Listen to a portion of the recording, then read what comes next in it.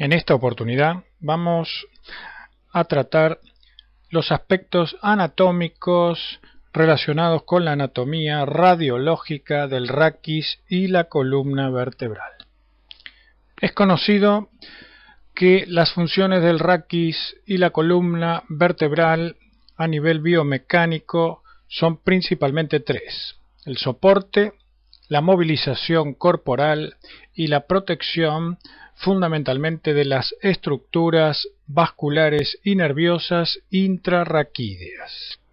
Ello se debe principalmente a que constituye una parte del esqueleto axial junto con la cabeza ósea, y de esta manera presenta caracteres anatómicos que la hacen de particular interés en su constitución ósea, tanto microscópica como macroscópica, junto con los elementos osteoligamentarios anexos y los músculos que la movilizan. El elemento básico constituyente es la denominada vértebra, que está compuesta por un segmento anterior formado por los cuerpos vertebrales de cada uno de los segmentos en sus diferentes sectores, con los medios de unión que luego trataremos, y un segmento o arco posterior, el cual está constituido por dos partes: el macizo apofisario, que comprende los pedículos, las apófisis transversas o macizos transversos, las apófisis o macizos articulares, las láminas y las apófisis espinosas como final de este conducto. Entre el arco anterior y el arco posterior se forma el foramen o conducto vertebral. El raquis, como parte funcional de sostén y movilidad del cuerpo humano, no es un sistema rígido y uniforme, sino que presenta curvaturas, y estas pueden ser anteroposteriores o laterales. En la etapa embriofetal y en el recién nacido hasta aproximadamente el tercer mes de vida extrauterina, la columna vertebral es regularmente convexa hacia atrás. Cuando el sujeto comienza a adoptar las diferentes posturas hasta llegar a la posición erecta, se conforman en definitiva el crecimiento final y el desarrollo de las otras curvaturas. Se cuentan 4 curvaturas en el sentido anteroposterior o en el plano sagital, que son a nivel cervical de convexidad hacia adelante, en el sector torácico de convexidad hacia atrás, en el sector lumbar nuevamente de convexidad hacia adelante y en el sector sacrococcigio nuevamente de convexidad hacia atrás, y es la que mayor convexidad presenta de todos los sectores. Estas curvas anteroposteriores también tienen nombres de lordosis, las que presentan la convexidad hacia adelante, y sifosis, la que presentan las convexidades hacia atrás. Pero esto en rigor de verdad deben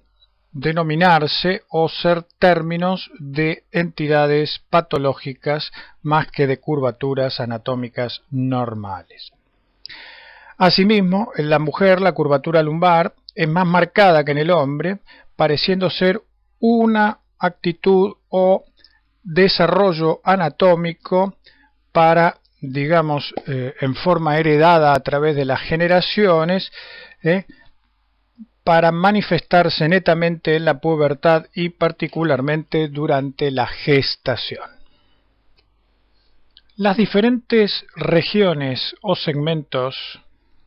se permiten reconocer dada la disposición anatómica de los constituyentes, los cuales dependen de las funciones propias del mismo. Es decir, como tenemos aquí ejemplificado, las vértebras cervicales presentan caracteres comunes y 2 de ellas, la primera y la segunda, el atlas y el axis, caracteres particulares. El cuerpo es alargado transversalmente. En los extremos de su cara superior se observan 2 pequeñas salientes que son las apófisis unciformes, como puede verse en la imagen superior e izquierda. Los pedículos del arco vertebral emergen del cuerpo en forma oblicua hacia atrás y hacia afuera. Su extremo anterior se fija en la unión de las caras lateral y posterior del cuerpo. Las láminas son de forma cuadrilátera, más largas que anchas y están dirigidas hacia abajo y hacia atrás. Y las apófisis espinosas son prismáticas y triangulares. La mayor parte de ellas son bituberculosas, salvo la primera vértebra que no posee y la última que es alargada y unitubercular. En esta serie de imágenes tenemos representadas los elementos constituyentes del sector cervical en general. Las imágenes superiores representan a la primera y segunda vértebra específicamente. La primera a nivel superior izquierdo se reconoce fácilmente porque no posee un cuerpo vertebral típico. Tiene dos arcos, uno anterior más pequeño y uno posterior más grande, y dos masas laterales sobre las cuales se asientan los macizos articulares, hacia arriba para los cóndilos del hueso occipital y hacia abajo para articularse con la segunda vértebra, y el macizo espinoso no presenta división y es solamente un tubérculo. La segunda vértebra se reconoce fácilmente porque del cuerpo vertebral emerge una prominencia ósea, a veces no funcionada con el resto del cuerpo de la vértebra, que se denomina apófisis odontoides o diente del axis. En la diapositiva inferior izquierda vemos un símil en preparación sin elementos blandos de la articulación de la primera y segunda vértebra y cómo encajan el diente o apófisis odontoides en el arco anterior del atlas, que presenta una carilla particular para formar la articulación especial para el movimiento rotatorio que se denomina trocoide. A la derecha y hacia abajo tenemos una vértebra cervical típica que hace de los movimientos de encaje tanto a nivel del cuerpo como los macizos articulares que son laterales para el resto del conjunto del sistema cervical. Aquí tenemos una imagen ampliada con su esquematización correspondiente de la vértebra atlas vista desde su cara superior, donde vemos y se representan los puntos débiles en particular que explican desde el punto de vista biomecánico anatómico la famosa fractura por compresión o fractura de Jefferson. Los puntos débiles están en la unión de los macizos laterales con los macizos articulares incluidos y los arcos de la vértebra, como sucede a nivel del arco anterior o como sucede a nivel del arco posterior. En estas imágenes podemos observar el conjunto de articulaciones entre la primera y segunda vértebra, como es la imagen superior, y en las imágenes inferiores el conjunto de elementos anatómicos que conforman la unión cráneo-raquídea. Los elementos de unión atlo-axoideos son de dos órdenes. A nivel del cuerpo vertebral, configurado por la apófisis odontoides del axis, en este caso, se configura la articulación atlo-odontoidea, que es una articulación de tipo trocoide o rotatoria. Y por el resto, en los macizos laterales, se configuran las articulaciones interapofisarias, que son artrodias o deslizantes. Hacia arriba, el atlas se articula con los cóndilos del occipital y estos configuran una articulación condílea que es flexoextensora. En las imágenes inferiores podemos visualizar el conjunto de elementos anatómicos que configuran la unión cráneo-raquídea y que está formado en los sectores más superficiales por la continuidad de aparatos ligamentarios denominados vertebrales comunes, tapizados desde el endocráneo por la dura madre, como podemos ver en la flecha blanca más gruesa de la imagen de la derecha inferior, o de los ligamentos intrínsecos de las articulaciones atlo-odontoideas. Ambas imágenes inferiores son dos secciones en el plano sagital que nos muestran claramente los elementos anatómicos distintivos por planos. Las flechas negras superiores nos demarcan las estructuras musculares o elementos activos de las articulaciones configurados por los rectos anteriores y oblicuos anteriores de la cabeza. La flecha inferior vertical negra indica el espacio articular entre el arco anterior del atlas y la apófisis odontoides del axis. Siempre debe existir una unión con un espacio de separación o espacio articular no mayor a los 2 milímetros en estado anatómico normal en el adulto. Una separación mayor indica en general dislocación o subluxación articular por relajación o afectación patológica de los elementos ligamentarios que la contienen, que son todos del orden superior y posterior. En conjunto, el aparato ligamentario postero-superior entre el atlas, la apófisis odontoides del axis y la apófisis basilar del occipital se denomina ligamento cruciforme, siendo la estructura de más resistencia la estructura transversa posterior entre las dos masas laterales del atlas, que justamente se denomina ligamento transverso del atlas. Aquí tenemos representadas en imágenes de sujetos vivos en una resonancia magnética a la izquierda y en dos posiciones radiológicas simples en las imágenes de la derecha de esta configuración anatómica particular cráneo-raquídea.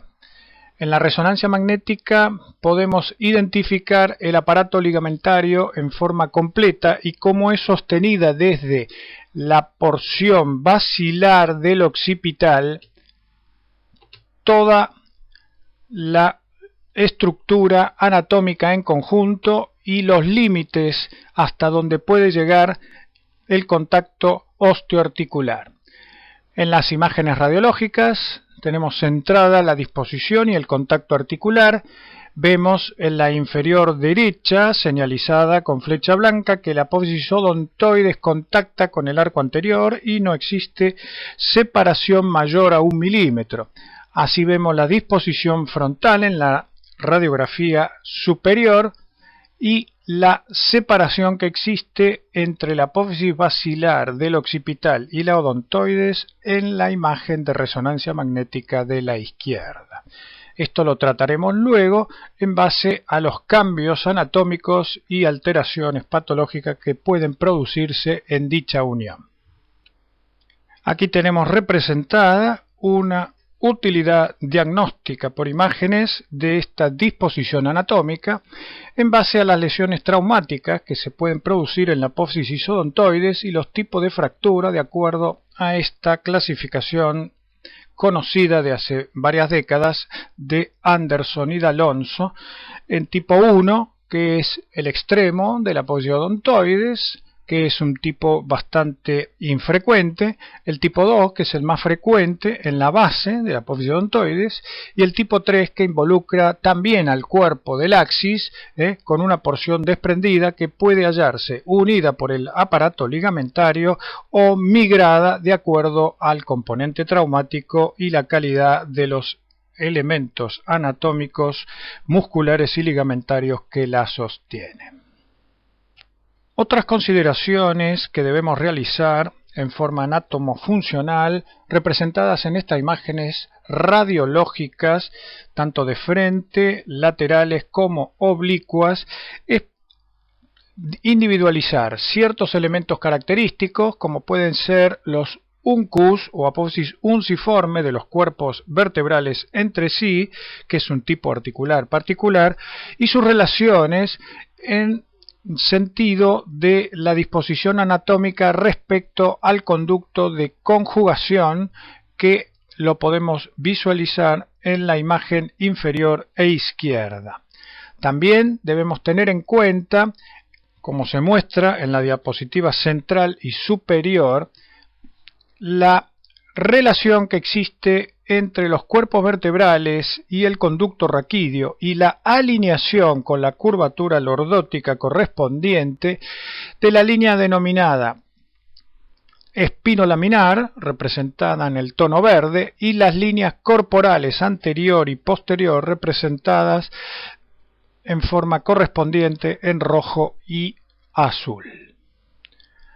Así debe considerarse la anatomía funcional y radiológica, y para ello existen posiciones funcionales tanto en reposo como en cada uno de los movimientos para evaluar la categoría de una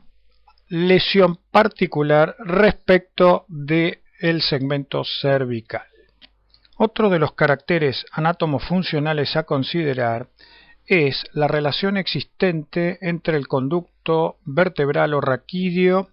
y el resto del continente y contenido del segmento cervical, que es el llamado índice raquídeo o del canal raquídeo o índice de Tork y Pavlov. Este índice, medido a cualquier nivel de la columna cervical en una incidencia lateral, es el cociente entre el diámetro sagital del canal cervical y el diámetro sagital del cuerpo vertebral.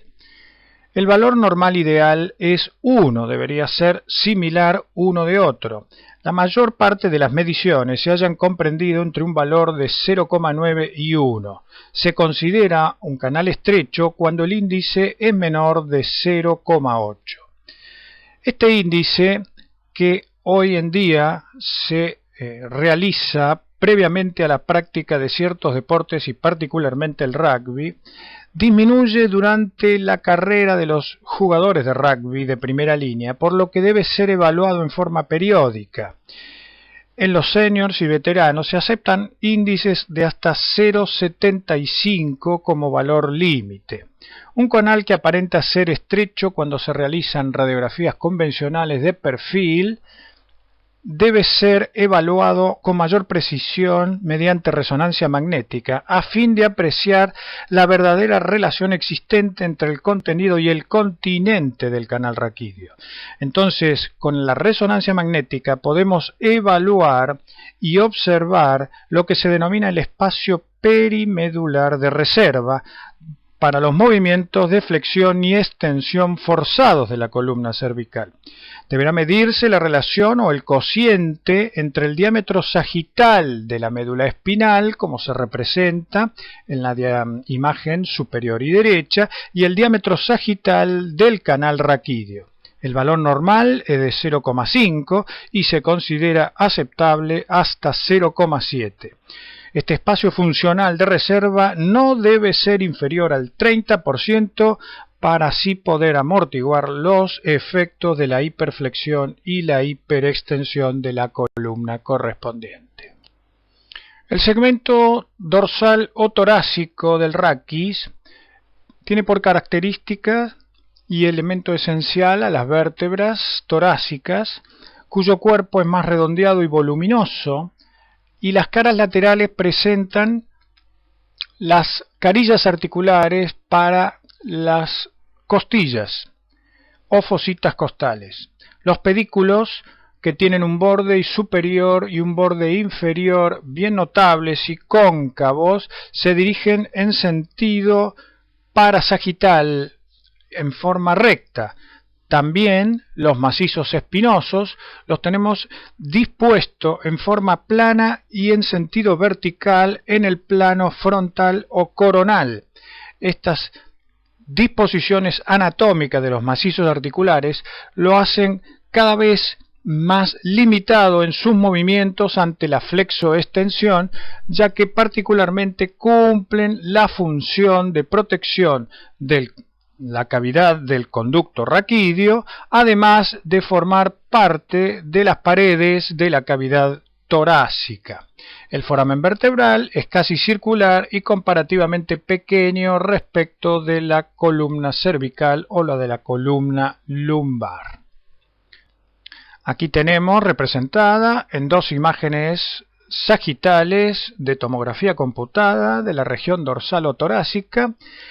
las formas de unión y relación entre los segmentos y la disposición del macizo espinoso y del cuerpo vertebral que configuran una uniformidad en la alineación de los cuerpos vertebrales, así como del canal raquídeo y de las apófisis espinosa. Esto va a motivar también que el aparato ligamentario sea también uniforme y los músculos posteriores o dorsales sean de moderada o robusta importancia para sostener la posición y curvatura en el plano sagital que ya hemos visto previamente se configura con una convexidad hacia atrás denominada cifosis en forma general. Por último, en estas imágenes se representan los caracteres y curvaturas de la columna dorsal que deben ser solamente en el plano sagital y suavemente convexa hacia atrás, sin tener curvaturas en el plano coronal o plano frontal, como se muestra en la imagen superior y derecha, la cual se denomina en el plano lateral escoliosis. A su vez, si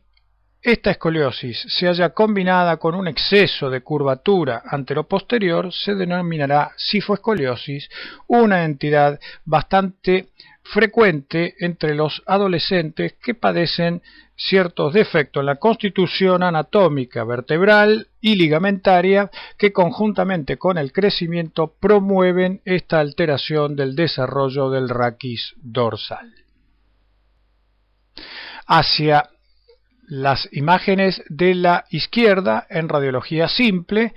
podemos ver la representación de los pedículos vertebrales, configurado por imágenes hipodensas, adyacente a la proyección de las estructuras costales y la alineación vertebral tanto en el plano frontal como en el plano sagital, conjuntamente con los espacios intervertebrales. Es dable de destacar que estos espacios en radiología convencional siempre deben mantenerse lúcidos o radiotransparentes y no presentar calcificación de las estructuras discales, lo cual indicaría particularmente trastornos metabólicos u osteodegenerativos en evolución. Asimismo, núcleos de osificación secundarios de la columna a nivel dorsal son frecuentemente visualizados en forma segmentaria y no son hallazgos patológicos de importancia, pero sí deben tenerse en cuenta al momento de la consideración de este segmento del raquis en la evaluación de los traumatismos. La región lumbar está constituida por vértebras muy sólidas y móviles al mismo tiempo. El cuerpo es el más voluminoso de todos los segmentos móviles, su diámetro transversal es mayor que el anteroposterior.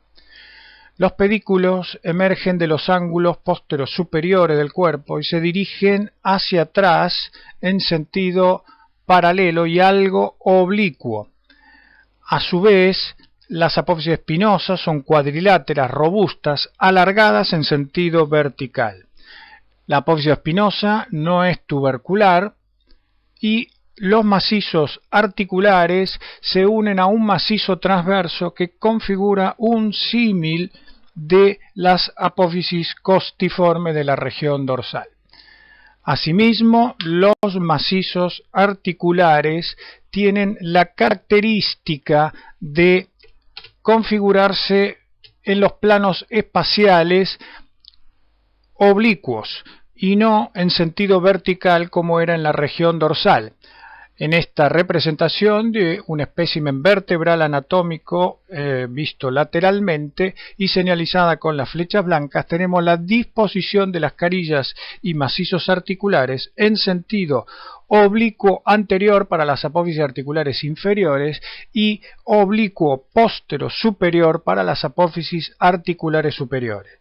Y esto es un elemento anatómico a tener de mucha importancia, ya que si cambiaran la orientación espacial, estos macizos articulares promueven rápidamente en el curso de la vida y por la característica de movilidad del segmento un proceso degenerativo que conduce a artrosis interapofisaria y formación de quistes articulares. En estas imágenes radiológicas convencionales tenemos representados todos los caracteres antedichos, la disposición en 5 segmentos que pueden tener variaciones anatómicas y del desarrollo. Por ejemplo, no existir 12 pares de costilla y asimilarse el primer segmento vertebral aparte de la columna dorsal, o asimismo fusionarse total o en parte la región con el siguiente segmento sacro y formar un conjunto lumbosacro que posteriormente veremos forman la transición entre la parte móvil y más fija que mantiene a la cavidad pelviana. Podemos ver la alineación de los cuerpos vertebrales, la formación de la curvatura anteroposterior en sentido de convexidad anterior o lordosis lumbar, la relación de los macizos apofisarios con la orientación anatómica y la clara identificación de las imágenes de los pedículos que deben ser simétricos y laterales en adyacencia a la representación de las imágenes de las apófisis transversas a cada lado de uno de ellos. Las apófisis espinosas van siendo visibles en la imagen frontal o de la izquierda hasta llegar a L4, L5, donde por la característica y orientación anatómica espacial se disponen en sentido horizontalizado o en sentido oblicuo y no permiten la visualización en extensión completa de dicha estructura. Por último, vamos a hablar sobre el segmento sacrococcigio, que forman la parte final del raquis y configuran un conjunto que continúan a la columna lumbar constituyendo la porción pelviana del raquis. El sacro está situado en la parte posterior de la pelvis, entre los huesos ilíacos, es aplanado en sentido anteroposterior y es más voluminoso arriba que abajo. Francamente oblicuo en sentido posterior e inferior, su borde y cara superior sobresalen por sobre el resto. Esta cara superior presenta particularmente a nivel del borde anterior una prominencia denominada promontorio, que es la parte más saliente de este borde. Los bordes laterales o alerones del sacro tienen 3 segmentos, anterior, medio y posterior, y la cara posterior es irregular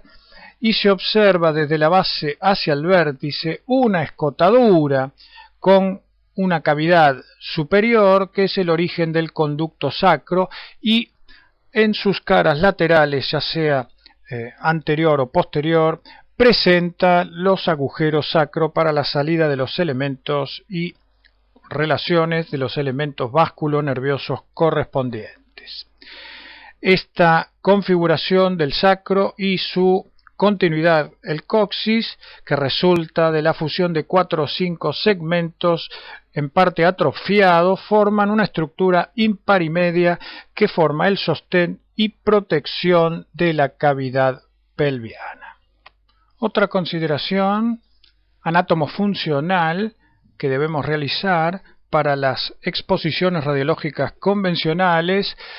son las proyecciones oblicuas. En las proyecciones oblicuas evaluamos particularmente el macizo articular en general y la disposición de los pedículos, las láminas y las apófisis espinosas en forma parcial.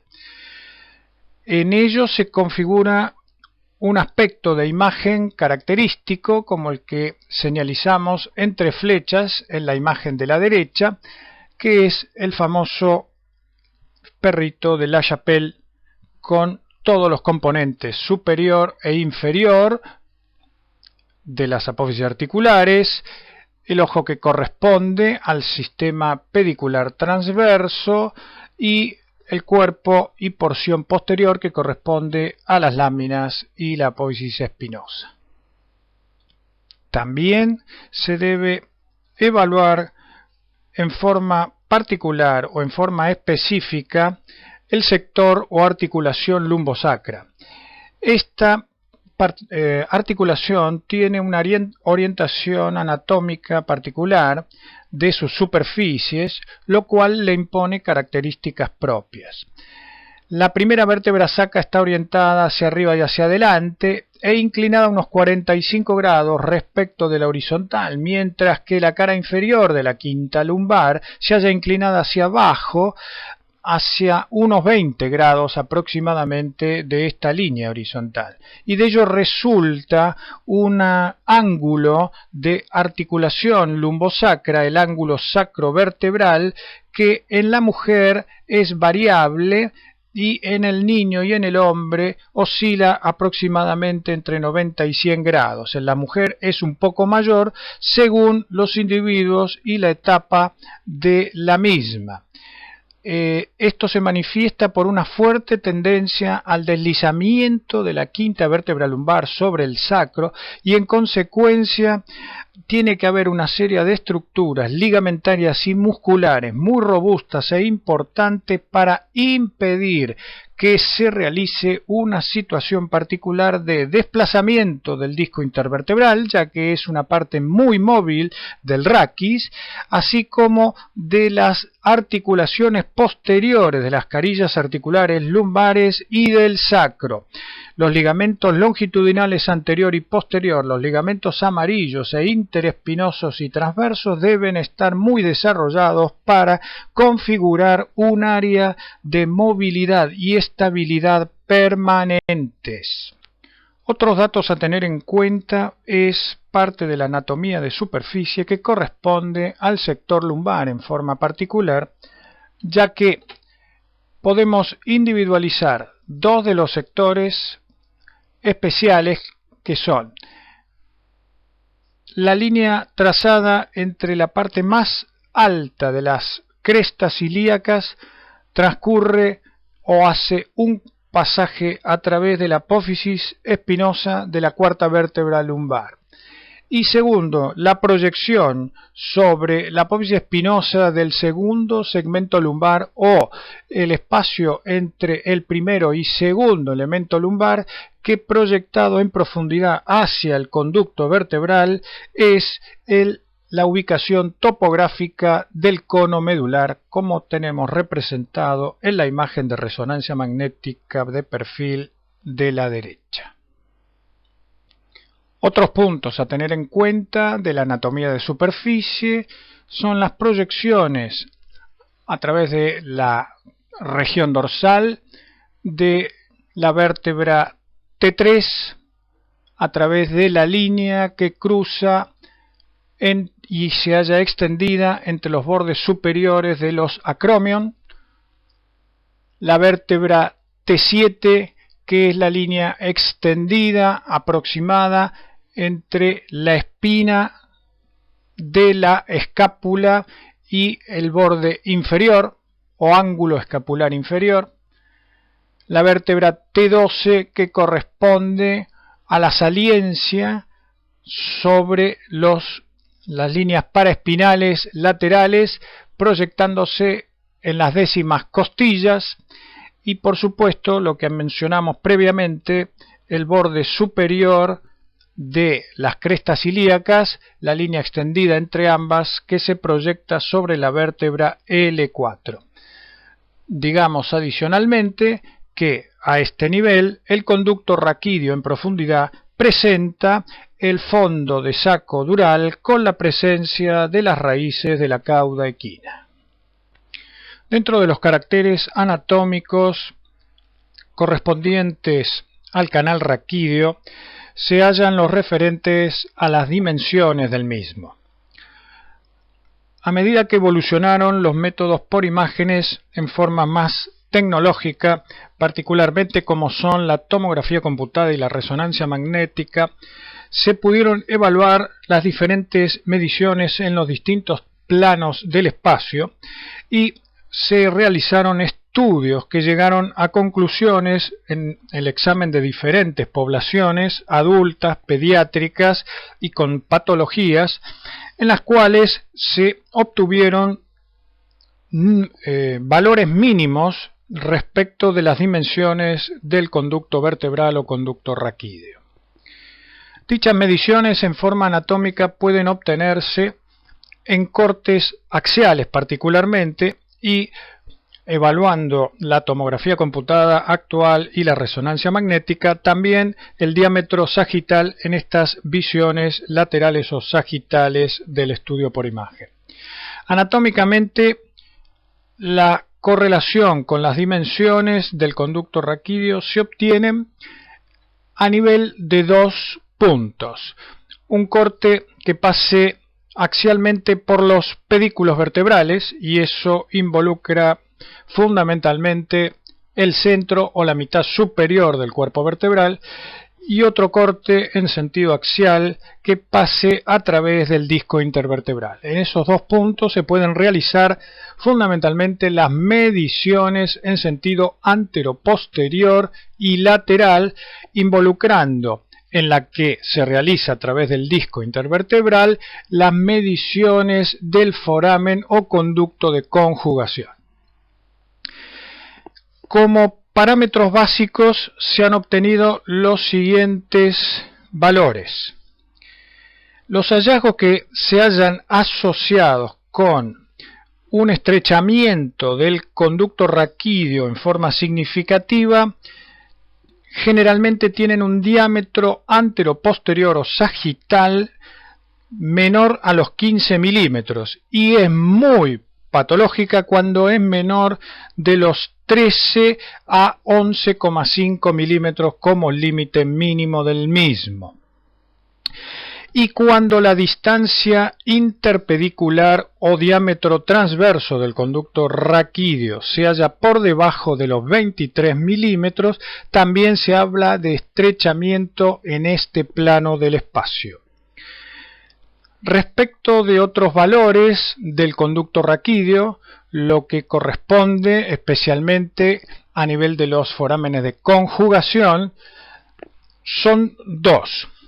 Uno que puede hallarse en el ingreso del foramen de conjugación, como puede verse en el esquema central y superior de las imágenes presentadas aquí, que corresponde al receso lateral. Este nunca debe ser inferior de los 3 milímetros de distancia. Y asimismo, cuando pasamos al nivel donde el foramen de conjugación se transforma en un conducto, cuyos límites son el disco intervertebral por delante y el macizo articular por detrás, nunca debe ser menor de 5 milímetros la distancia entre ambas estructuras. Como podemos observar en el resto de las imágenes, la única variación mayor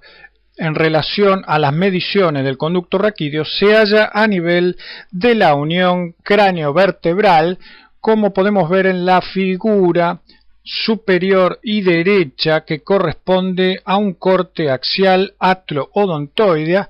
donde la medición sagital se realiza desde el borde posterior del ligamento transverso hasta el borde anterior del arco posterior del atlas. Ahora vamos a realizar consideraciones anatómicas acerca de la estructura del raquis, tanto en los niveles óseos como cartilaginoso y ligamentario. El sistema óseo del raquis está constituido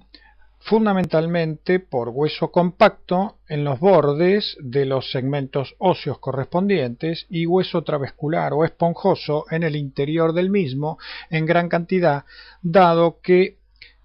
presenta una orientación trabecular en el sentido de la descarga o soporte de presiones y la transmisión de fuerzas.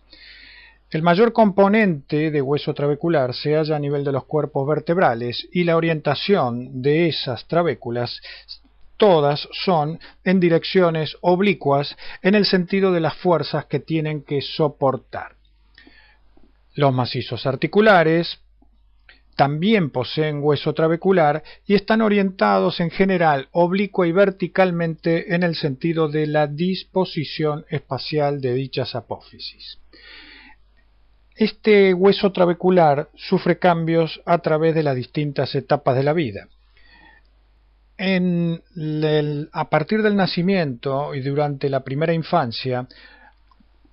presenta un gran volumen de tejido hematopoyético, ya que esta función es primordial tanto aquí como en otros huesos trabeculares del cuerpo humano a esta altura de la vida, y por lo tanto cuando se examina con los métodos de tomografía computada y resonancia magnética posee caracteres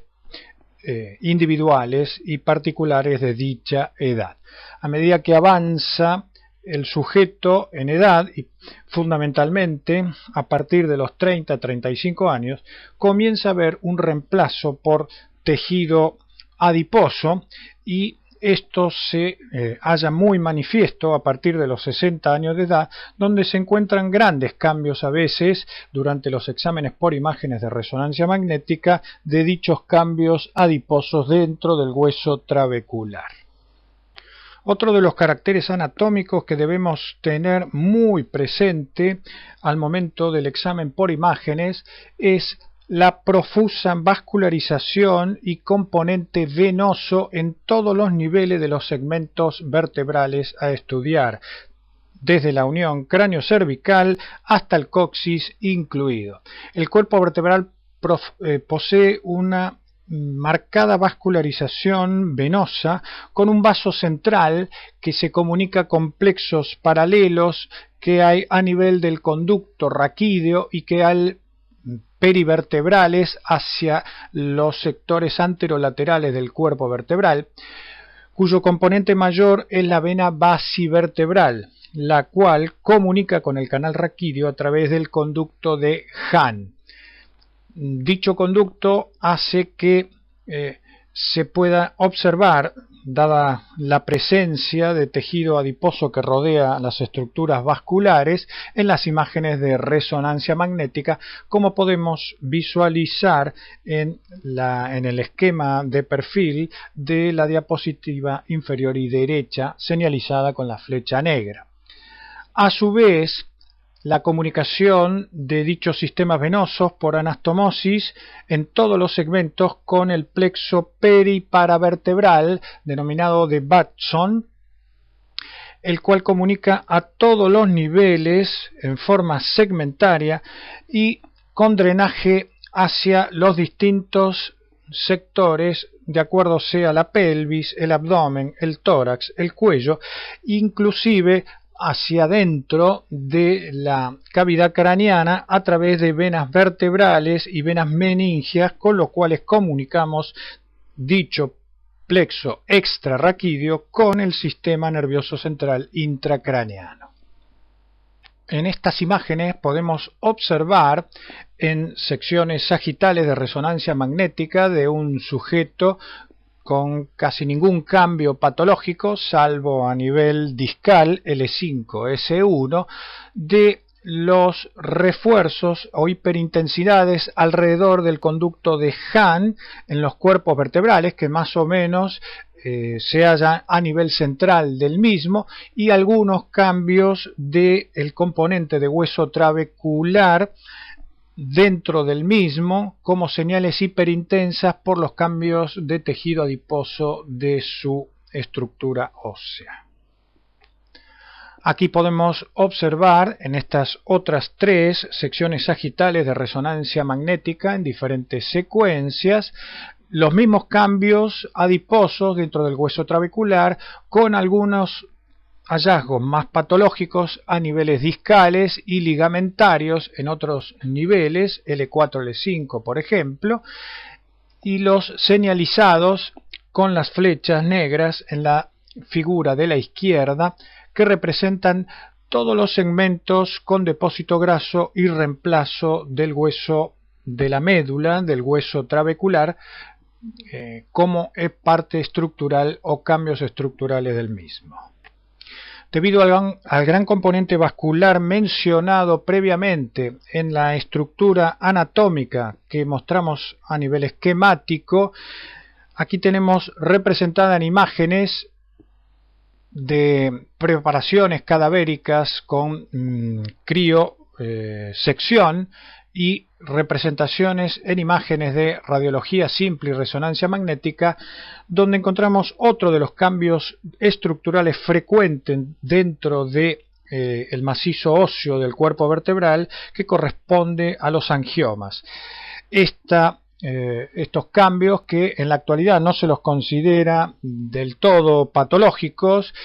representan, digamos, modificaciones en el hueso trabecular que pueden, de acuerdo a su ubicación y tamaño, hacerlo debilitar hasta tal punto que puedan generar desde síntomas algésicos hasta predisposiciones ante mínimo traumatismo de fracturas del cuerpo vertebral con profuso sangrado del mismo. Dicho sangrado puede realizarse hacia el espacio extravertebral o inclusive hacia el conducto raquídeo si poseyera comunicación con el mismo. Aquí tenemos representada otra imagen, otro caso de angioma vertebral con los característicos hallazgos en radiología simple, como muestra la imagen de la izquierda, o como muestran las imágenes de resonancia central y de la derecha en los diferentes tiempos, con los signos de intensidad de señal acorde a los mismos. Ahora vamos a referirnos a una de las estructuras anatómicas centrales que se relacionan funcionalmente con el sostén y la movilidad junto con la transmisión de fuerzas del raquis en su conjunto y particularmente en los segmentos individuales, y que corresponde al disco intervertebral. El disco intervertebral se halla constituido por dos porciones bien diferenciadas. Una periférica, que se halla anexa o fijada a los límites cartilaginosos de la placa del cuerpo vertebral en la superficie de los cuerpos adyacentes, y otra más central, que se denomina núcleo pulposo gelatinoso. La porción periférica o anillo fibroso tiene fibras más periféricas que contactan con el núcleo pulposo y particularmente se unen a él con una matriz de aspecto condroide. Es el lugar de mayor concentración de condroitinsulfato, que se denominan fibras de Sharpey, y eso hace de fijación de dicho anillo sobre la matriz del núcleo pulposo. Periféricamente, dicho anillo concluye o le da el límite al resto de las estructuras anatómicas del raquis en su conjunto y en los segmentos particulares mediante la composición de colágeno de tipo 1 en forma predominante, y esto es lo que hace a la resistencia de la estructura anatómica del anillo fibroso del disco intervertebral. El núcleo pulposo, asimismo, se halla constituido fundamentalmente por glicasolaminas y en menor medida por condroitinsulfato A, los cuales le proporcionan elasticidad más que resistencia y forma un gran componente en los ejes del movimiento del raquis y de los segmentos en particular. A continuación veremos una serie de imágenes en relación a la estructura anatómica de los discos intervertebrales, como por ejemplo la que estamos observando en cortes sagitales y en un esquema de proyección general en la constitución de las diferentes partes de núcleos de discos intervertebrales normales, de secciones cadavéricas en especímenes aislados, denotándose en la imagen superior a izquierda una degeneración central del núcleo pulposo. Asimismo, vemos que la porción anular es más resistente por su mayor volumen y constitución de colágeno tipo A en la porción anterior que en la porción posterior. Luego, el complemento de la resistencia de dicha estructura para cada sector vertebral y el raquis en conjunto se halla reforzada por el complejo ligamentario vertebral común tanto anterior como posterior que lo limita al conducto raquídeo. Aquí vemos la representación esquemática de las lesiones del disco intervertebral y de la constitución anatómica en el plano axial. Podemos ver los diferentes componentes en la figura superior y derecha, particularmente lo referente al anillo fibroso en su sector anterolateral, que es donde presenta mayor resistencia por hallarse compuesto en mayor medida por fibras colágenas tipo A y en menor medida por la fibra de Sharpey, las cuales son más internas,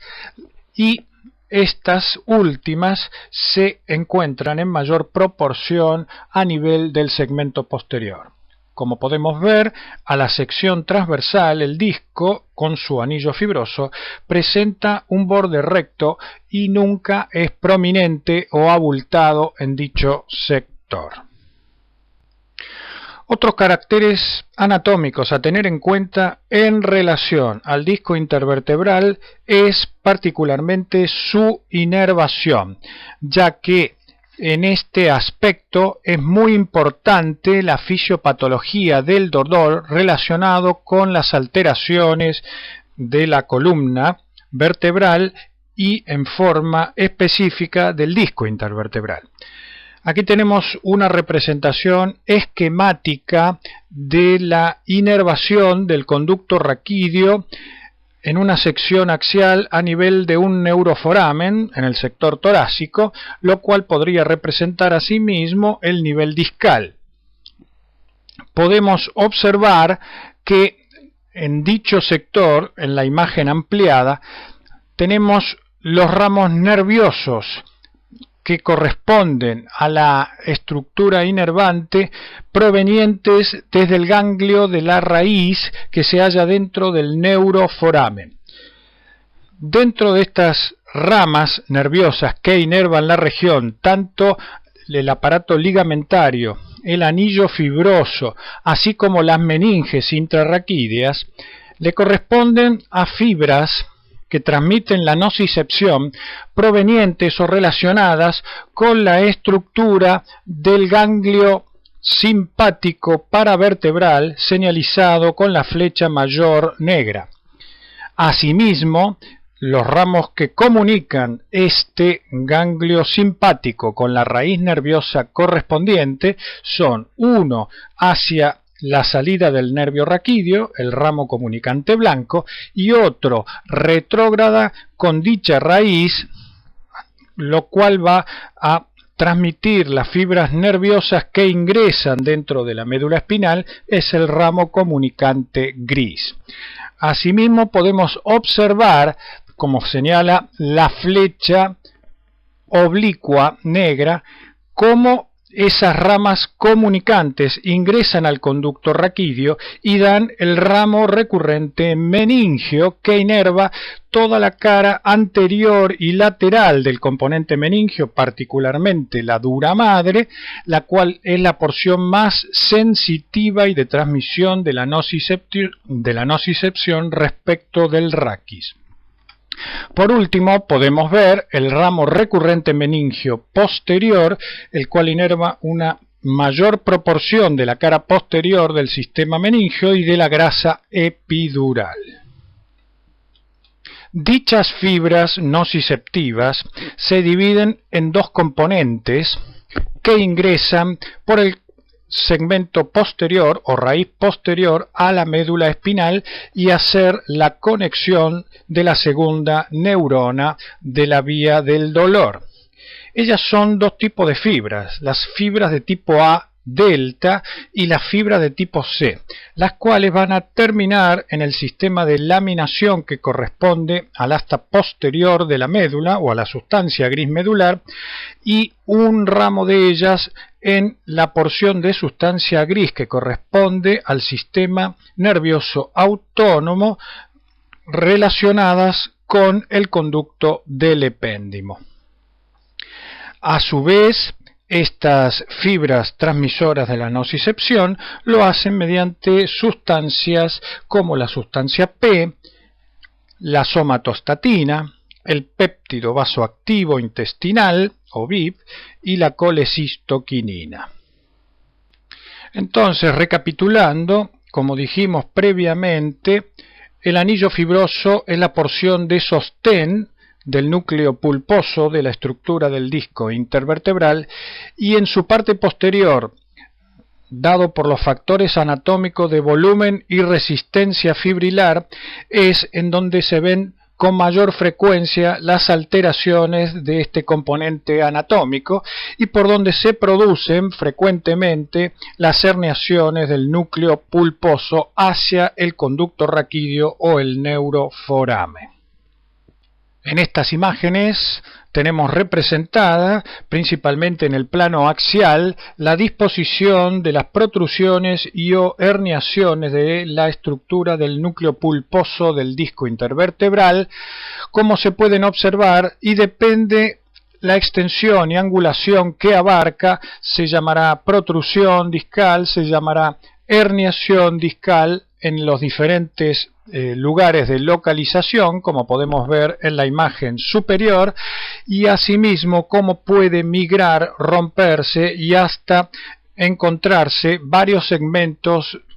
distantes del lugar de la lesión, con la consecuente afectación del conducto raquídeo, del neuroforamen, con el componente de la meninge, los vasos sanguíneos que se relacionan con ello, la médula espinal y las raíces nerviosas correspondientes. En estas imágenes lo tenemos representado en secciones transversas de tomografía computada y la imagen inferior y derecha en una sección axial de resonancia magnética en secuencia T2. La imagen superior izquierda de tomografía computada es un corte a nivel discal, el cual presenta morfología y densidades normales, es como debe verse en forma anatómica habitual, en forma homogénea, hecho dicha sección a nivel del neuroforamen. A la derecha y arriba podemos ver un abultamiento o prosidencia global. Hacia abajo y la izquierda, la imagen de tomografía muestra una sección semejante en el borde superior o la placa superior del cuerpo vertebral, y en resonancia magnética podemos ver cómo ha protruido en forma posterolateral con afectación radicular y del saco dural a nivel L4-L5. Ahora vamos a tratar los componentes anatómicos del aparato ligamentario en forma genérica y en forma segmentaria o específica. El aparato ligamentario en forma genérica está constituido por dos estructuras anatómicas bien diferenciadas que corren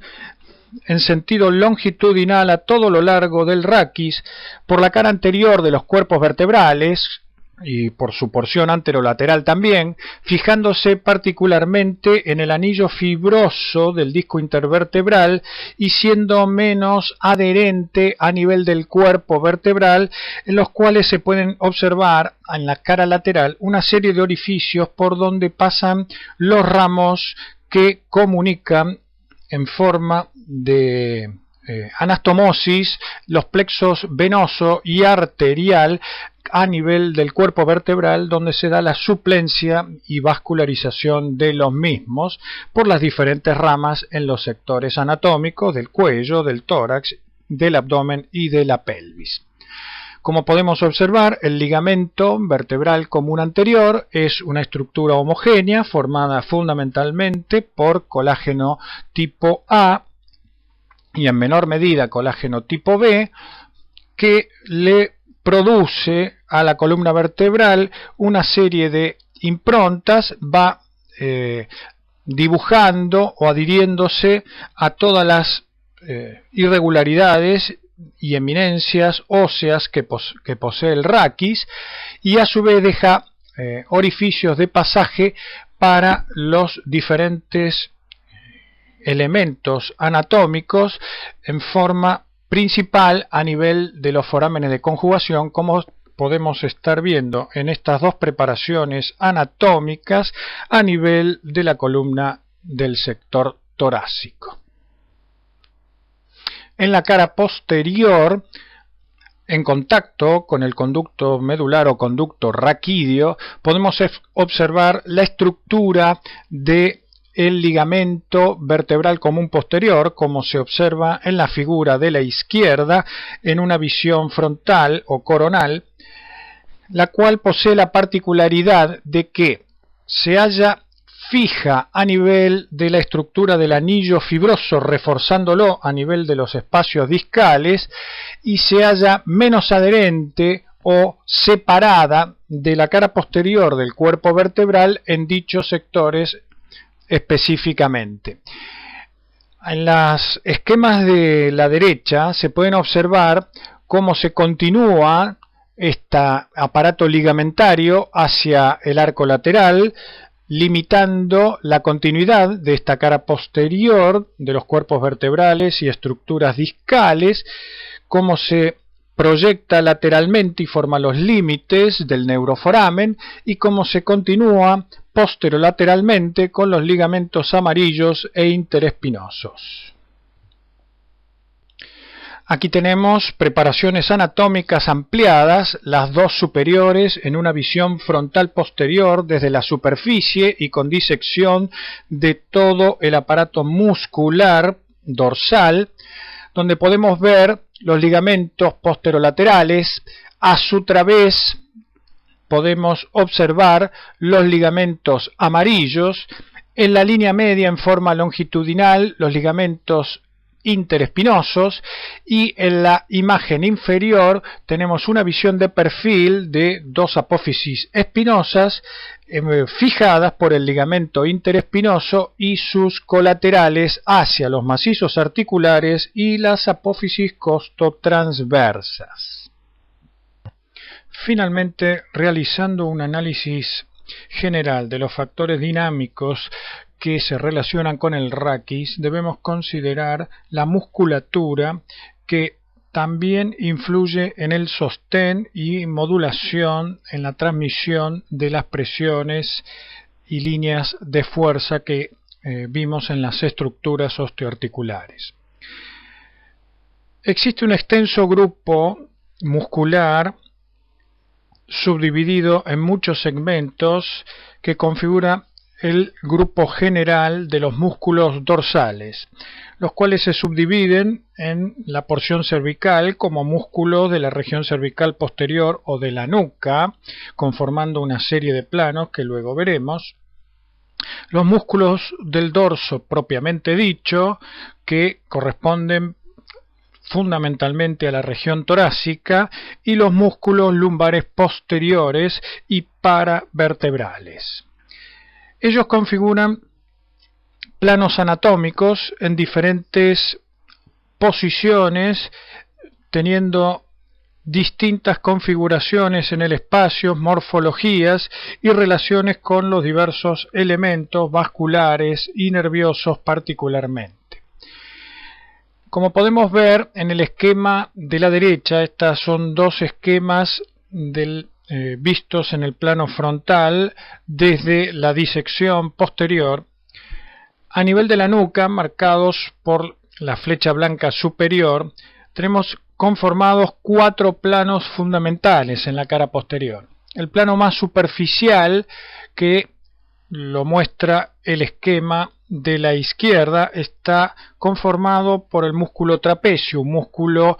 de los mayores de carácter romboidal,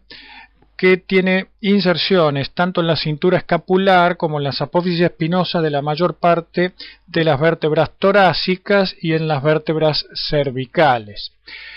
El mismo plano superficial está conformado en la porción lateral por la mitad distal del esternocleidomastoideo, señalizado por la flecha blanca superior en el esquema de la derecha. En este mismo se puede observar un segundo plano de disección de los músculos de la nuca, que está compuesto por los músculos esplenios. Estos músculos esplenios tienen una constitución anatómica bastante significativa y volumétricamente importante. Se dividen en dos porciones, el esplenio de la cabeza y el esplenio del cuello. Son músculos que se encuentran cubiertos por el trapecio y el esternocleidomastoideo y llegan hasta los bordes laterales, particularmente en las apófisis transversas de casi todas las vértebras cervicales, menos la última, y a su vez en las apófisis o tubérculos posteriores del atlas, axis y tercera cervical. En el plano más profundo, no visualizado en estas secciones, se encuentran los músculos complejos o semiespinosos de la cabeza y del cuello, y en el más profundo, en contacto con el plano vertebral, ligamentario y osteoarticular, se encuentran los denominados rectos y oblicuos posteriores, que se dividen en mayores y menores y particularmente configuran la porción dinámica de la unión cráneo-raquídea, porque ayudan fundamentalmente al movimiento del occipital sobre el atlas y el axis. Asimismo, a medida que descendemos hacia la región torácica y siempre configurando los músculos del plano posterior, se encuentran otras estructuras dinámicas sobre la columna vertebral, pero que ya tienen máxima influencia en la cintura escapular, como son los músculos serratos y romboides, así como el angular o músculo elevador de la escápula. Asimismo, sobre el dorso y cubierto por una aponeurosis diferenciales, tenemos hacia la región toracolumbar las inserciones de, en el plano superficial, el dorsal ancho, otro músculo mayor, aplanado o acintado, que termina a nivel del lúmeno para producir movimientos en la cintura escapular y la articulación del hombro. Y por el otro lado, en un plano más profundo, músculos paralelos o paravertebrales en sentido longitudinal que configuran el dorsal largo y músculo iliolumbar. En estos especímenes de disección anatómica podemos observar a nivel cérvico-torácico y toracolumbar lateral las disecciones de los diferentes planos superficial, medio y profundo que tienen relación con el conjunto de la parrilla costal correspondiente y la cintura escapular de dicho lado, como podemos ver señalizado en las figuras mediante las flechas blancas. Ahí tenemos en la figura de la izquierda señalizado el músculo romboides mayor y en la figura de la derecha el dorsal ancho. En estas imágenes tenemos configurado todos los planos del sistema muscular de la región cervical posterior o nuca.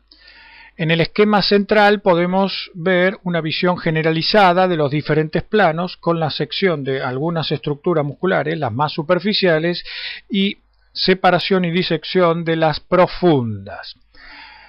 En la figura superior izquierda podemos observar el plano superficial luego de la disección del plano cutáneo y subcutáneo junto con la aponeurosis que los cubre. Y ahí podemos observar central y posterolateralmente al músculo trapecio y más hacia la extensión lateral la inserción posterior del esternocleidomastoideo. También podemos ver la arteria suboccipital en primer plano y la arteria auricular con el pabellón auricular retraído. La imagen inferior e izquierda nos muestra la disección del segundo plano o plano de los esplenios, que son músculos que se insertan por abajo y medialmente desde la séptima vértebra cervical y las 4 o 5 primeras vértebras torácicas y terminan en los tubérculos de las tercera, segunda y primera vértebra cervical. En el siguiente plano como lo podemos ver en la figura superior y derecha, tenemos la disección del complejo muscular de los músculos longuísimo y semiespinoso, que se denominan en conjuntos complejos mayor y menor del cuello. Y por último tenemos la disección en la figura central e inferior de los músculos posteriores y profundos, que fundamentalmente afectan la dinámica de la unión cráneo-vertebral, configurado por las estructuras de los rectos y oblicuos posteriores de la cabeza, en relación directa con el nervio suboccipital mayor y la rama vertebral suboccipital, como podemos observar en la disección correspondiente.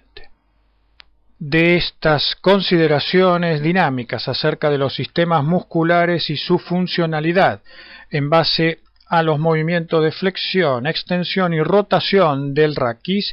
no debemos olvidarnos que la porción anterior, que es volumétricamente y en relación de fuerzas algo menor que la porción posterior, como hemos visto en todas las figuras y preparaciones previas, está configurada por dos sectores principales. Uno a nivel del cuello, donde tenemos músculos que van en sentido longitudinal y oblicuo, como son los que están señalizados en la figura de la derecha, que es un esquema o una visión anterior y profunda, pre y paravertebral, donde están marcados, adosados los cuerpos vertebrales, el músculo largo profundo del cuello, y hacia los lados el macizo de los músculos escalenos, que tienen relación con las primeras dos costillas. Como podemos observar, está señalizado con la flecha blanca el escaleno anterior, que antes de insertarse en la primera costilla pasa por delante de la arteria subclavia y tiene sobre sí esta estructura anatómica los complejos de los troncos primarios del plexo braquial, como podemos ver en tono amarillo. Y la segunda región en relación al componente dinámico del raquis está a nivel tóraco-abdominal, pero fundamentalmente abdominal, y está representado por la inserción del músculo diafragma a través de sus pilares derecho e izquierdo, junto con los arcos tendinosos correspondientes, y la gran inserción del músculo mayor y posterior del abdomen, que corresponde al psoas, el cual tiene inserción en parte en los cuerpos vertebrales, en sus caras laterales, y parte en las apófisis transversas, formando arcos para la salida o la relación de los elementos vasculares y nerviosos que tienen inmediata conexión con el retroperitoneo medial, que es la región relacionada con este músculo, hacia la línea media. Como podemos observar, este músculo luego se dirige en forma oblicua descendente hacia la cara anterointerna del muslo en su tercio superior, para adosarse con el músculo ilíaco cuando pase por la región pelviana y transitar a su inserción final en el trocánter menor. Ahora vamos a tratar las características anatómicas acerca de el canal espinal lateral o conducto de conjugación. Dicho conducto o canal es frecuente asiento de patología por diversas causas que provocan en general su estenosis, y eso hace que frecuentemente se consulte por síntomas dolorosos de tipo radicular y sean una indicación para la evaluación por imágenes, particularmente la anatomía seccionante mediante tomografía computada o resonancia magnética. El canal de conjugación anatómicamente se divide en tres porciones y presenta diferencias sectoriales o segmentarias de acuerdo a la región corporal que estemos evaluando. Asimismo, también presenta distinta orientación espacial en estas regiones, con lo cual consideraremos estos aspectos particulares. En estas imágenes podemos ver especímenes anatómicos, como son la figura de la izquierda y superior y la central, con su correspondiente contenido del canal espinal lateral y la correlativa de resonancia magnética en tiempo T1. Como vemos, en las estructuras óseas intervinientes están configuradas por la mitad inferior del cuerpo vertebral, el espacio discal, y hacia afuera los pedículos vertebrales, y por detrás el macizo interapofisario o articulación interapofisaria correspondiente. En la figura central podemos apreciar el contenido anatómico que, a medida que descendemos en la región estudiada y fundamentalmente en el sector lumbar, posee un gran contenido de tejido fibroadiposo con importantes componentes vasculares denominados particularmente radiculares por dicho motivo, que comunican el interior del conducto raquídeo con el espacio perisacular y perimedular. Asimismo, podemos observar en las preparaciones anatómicas y la correlación con la resonancia magnética que el contenido nervioso se halla en la mitad superior de dicho conducto. Como podemos apreciar en estas imágenes de tomografía computada a la izquierda y de resonancia magnética a la derecha, ambas en el plano coronal y a nivel de conductos de conjugación o canal espinal en el sector lumbar, estos pueden subdividirse en tres zonas, como dijimos previamente. Una zona de entrada que está localizada ventral y superior al proceso articular superior, a la faceta de esa articulación interapofisaria, que está localizada por dentro de los pedículos y que contiene el componente nervioso. Esta zona de entrada, que también se denomina receso lateral, es la que consideramos en el plano axial con una distancia mínima de separación o de pasaje de 3 milímetros entre los límites anterior y posterior, como vemos señalizado en la figura de tomografía computada en la izquierda con la flecha blanca. En la figura de la derecha, que es una resonancia magnética en plano coronal, vemos señalizado con la flecha blanca el sector medio del canal espinal lateral. Este se localiza debajo de la pars interarticulares, justo pasando inmediatamente por debajo del pedículo, que es su límite adyacente. El límite medial se halla abierto hacia el conducto raquídeo y normalmente en la porción superior cruza la raíz nerviosa y se halla fundamentalmente la estructura del ganglio radicular anexo a la raíz posterior del nervio raquídeo.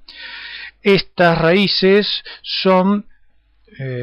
especialmente vulnerables y al correr oblicuamente tanto en el sector cervical, menos en el sector torácico y mucho en el sector lumbar, son vulnerables especialmente, como dijimos, por las anomalías de esta pars interarticularis.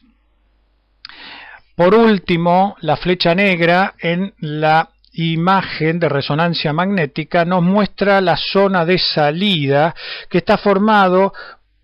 por el verdadero foramen intervertebral, que a nivel lumbar tiene una forma redondeada, alargada en sentido vertical y conecta con los tejidos paravertebrales correspondientes, en este caso cubiertos en forma específica por el músculo psoas y sus inserciones correspondientes. Ahí podemos ver las diferentes conexiones con plexos nerviosos y vasculares de tipo venoso en relación directa con la vena lumbar ascendente. Lo mismo pasaría a nivel cervical con las venas vertebral y en el sector torácico con las diferentes ramas y anastomosis de los vasos intercostales. En estas imágenes de radiología, la superior y derecha, de tomografía computada, la superior e izquierda, y la de resonancia magnética inferior y derecha,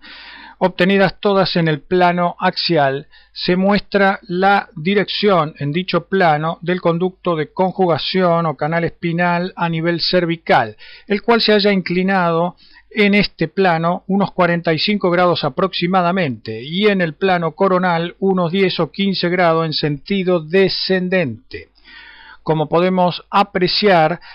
hay una estructura anatómica anexa a dicho canal que corresponde a la apófisis unciforme de cada cuerpo vertebral cervical, el cual forma el límite directo del canal espinal. Asimismo, la distribución, como hemos visto a nivel lumbar, de la porción nerviosa, de la porción con tejido fibroadiposo y vascular a nivel medio del conducto de conjugación, no se reproduce fielmente en el sector cervical. Por último, en la radiología simple debemos realizar siempre estas posiciones oblicuas en 45-50 grados de inclinación hacia el lado que vamos a examinar para obtener la visualización directa y frontal de todos los límites de dicha estructura. Estas imágenes nos muestran similares patrones anatómicos como lo son la sección cadavérica mostrada en la figura de la izquierda y su correlativa de resonancia magnética en plano axial en secuencia T2. Ahí podemos apreciar el componente meningio que acompaña a cada estructura neural y en el espécimen anatómico en rojo la cercanía o adyacencia de la arteria vertebral que transita por el conducto costotransverso correspondiente y tiene relación directa con la zona de salida en el sector cervical. En estas imágenes anatómicas podemos apreciar en disecciones localizadas del sector cervical y con resección de los cuerpos vertebrales y macizos laterales cómo son las diferentes zonas del canal espinal lateral, el contenido raquídeo fundamentalmente dado por el ganglio de la raíz posterior y su relación directa con la arteria vertebral que está haciendo su callado para perforar la membrana occipito-atloidea e ingresar al cráneo, como lo vemos en la parte más superior de dichas disecciones. Vemos claramente la zona de entrada, la zona media y zona de salida del canal espinal. Asimismo, podemos apreciar en esta otra imagen cómo se configura el nervio raquídeo y cómo es la relación con las porciones adyacentes del macizo interapofisario y el pedículo correspondiente. Otro rasgo morfológico a considerar de especial importancia es la unión cráneo-raquídea. La arquitectura y morfología de la base del cráneo, que se desarrolla en forma sincrónica con la arquitectura y morfología de la región cervical superior, configurando esta unión cráneo-raquídea, nos muestra que tiene una disposición anatómica angulada o inclinada en el espacio con la conformación de diferentes ángulos y distancias entre las estructuras anatómicas que debemos conocer desde el punto de vista de las imágenes y particularmente las obtenidas en el plano sagital o imágenes laterales para su comprensión y establecimiento de anomalías en el desarrollo, así como alteraciones que pueden suceder, por ejemplo, ante eventos postraumáticos. En esta diapositiva tenemos la representación de dichas mediciones en forma muy ampliada. Básicamente hay que tener en cuenta el ángulo que conforma la base del cráneo, que esto ya lo hemos visto en anteriores presentaciones, establecido entre la línea supraórbito meatal y la inclinación que tiene la línea basilar o inclinación de la apófisis basilar entre el esfenoides y el occipital, que son la expresión en el adulto del desarrollo del condrocráneo medio del embrión. Este ángulo, que también se denomina de Wackenheim, no debe sobrepasar los 132 grados aproximadamente. Asimismo, tenemos configuradas las líneas que deben tomarse en consideración respecto de la unión cráneo-raquídea, que miden o valoran la posición y dimensiones de la apófisis odontoides respecto de su unión con el sector basilar y la posición respecto al agujero magno o agujero occipital. Ellas son la línea de MacGregor, que se halla representada desde el paladar duro hasta la porción basal del occipital y transcurre cortando siempre a la apófisis odontoides, la cual no debe superarla por encima a dicha línea en aproximadamente unos 5 milímetros. Y la otra, que corresponde a la línea de Chamberlain, que es la que corta la apófisis odontoides en su tercio superior o por el borde superior de la misma, y va desde el borde posterior del paladar duro hasta el borde posterior del agujero magno. Si la odontoide superara esta línea por encima, no debe hacerlo más allá de los 2 milímetros en forma anatómica, para no impresionar o estenosar el agujero magno, que es en ese punto el lugar de tránsito de la unión bulbo-medular y raíces de nervios craneanos y raquídeos. Asimismo, debemos obtener algunas otras distancias, como lo muestra la imagen, que son complementarias a lo anterior. En esta radiografía lateral ampliada de cráneo y columna cervical superior tenemos representadas ambas líneas, la de Chamberlain y MacGregor. Aquí tenemos el ángulo de la base del cráneo o Welker junto con la disposición anatómica normal, y en la imagen inferior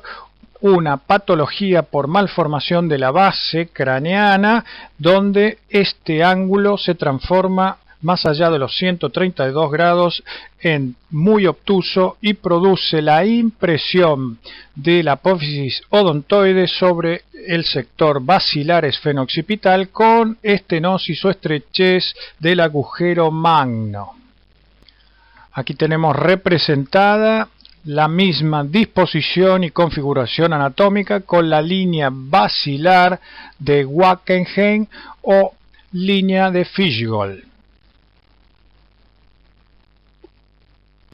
En estas imágenes se representan cambios anormales en la posición de la apófisis odontoides, los cuales es el parámetro anatómico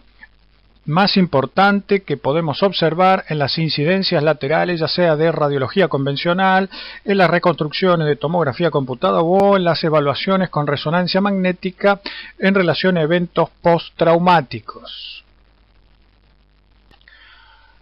Como resumen general de la configuración y anatomía del raquis desde el punto de vista del desarrollo hasta su evolución adulta, debemos tener presente dos consideraciones anatómicas básicas.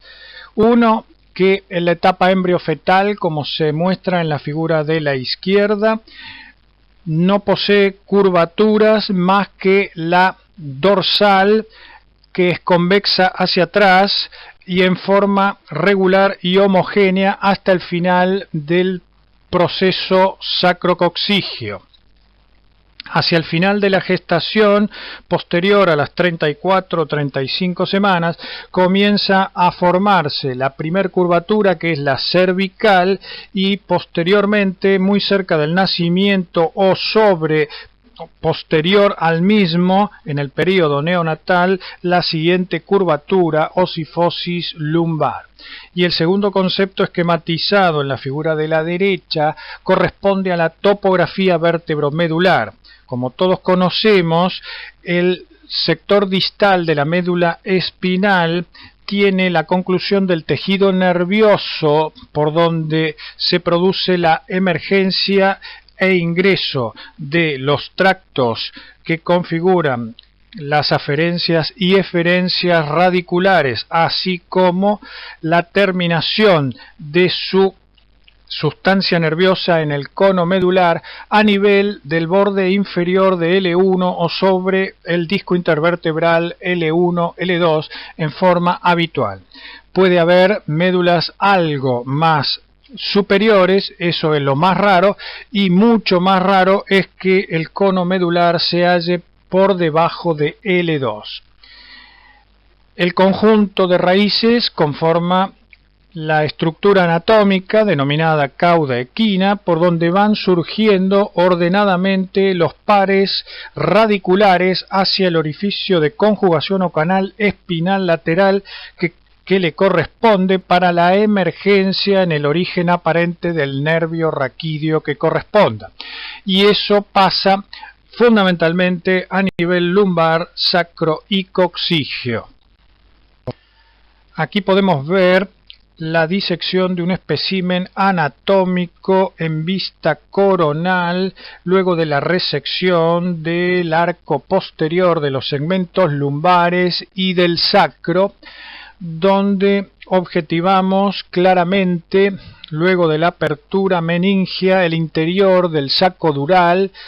En la porción más superior podemos observar el cono medular y la configuración terminal. En el centro, la conformación de la cauda equina con la disposición sistematizada de las raíces nerviosas intrarraquídeas dentro del saco dural, y hacia abajo la fijación conectiva al conducto sacro de dicho saco meningio. También en la porción más baja de la imagen podemos observar la emergencia de raíces sacras. Para finalizar, voy a mostrar una serie de imágenes obtenidas por ultrasonido en los planos sagital y axial, ya que este es el método por imagen en la población pediátrica y particularmente en la época perinatal para el examen de estas porciones inferiores del raquilumbar y el conducto sacro en su conjunto. Aquí podemos observar una imagen sagital de ecografía raquídea, donde hacia la izquierda se diferencia la estructura de la médula espinal en un tono gris oscuro, que en el centro posee una línea ecogénica representada por el canal raquídeo.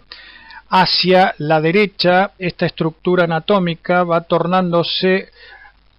con un borde agudo en forma triangular, finalizando en un complejo ecogénico que la rodea y que representa el conjunto de las raíces nerviosas de la cauda equina.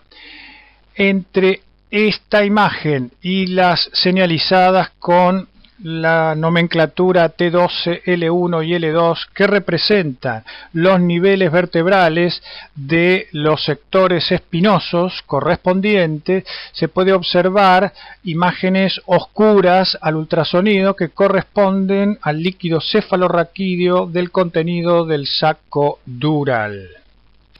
Y para finalizar,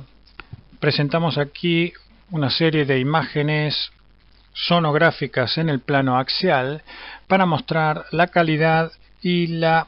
facilidad con que se obtiene un examen raquídeo espinal, particularmente de la zona lumbosacra, donde se concentra una gran parte de los trastornos del raquis del periodo de la vida perinatal. Podemos observar en las imágenes superiores los